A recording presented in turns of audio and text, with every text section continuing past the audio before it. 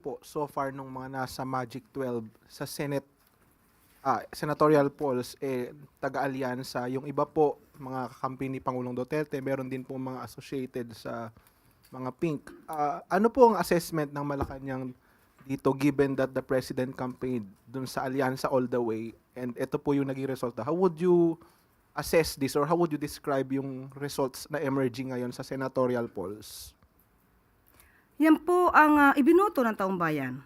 Gagalangin po natin at kung ito po'y makakatulong sa administrasyon, uulitin po natin kahit ano pang kulay po niyan. Dapat isipin po ng mga bagong halal na sila po ay magtatrabaho para sa bansa, para sa taong bayan, hindi pang personal na interes o interes ng kanilang mga kaibigan o kanilang mga sinusulong na tao.